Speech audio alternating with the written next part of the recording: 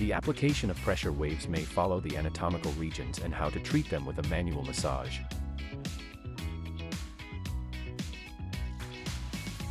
The iliacus crest quadratum lumbarum muscles and the latissimus dorsi.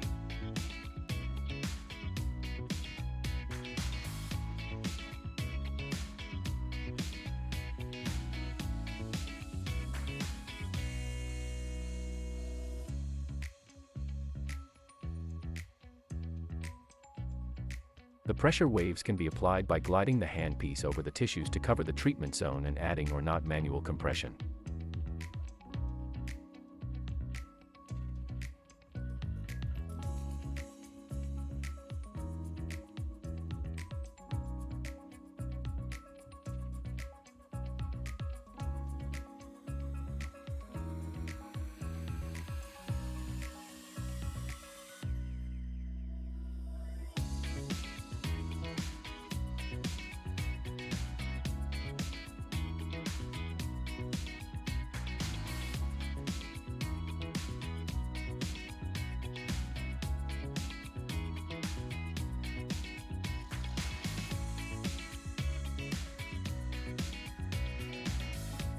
A static application can also be performed by remaining on one specific spot.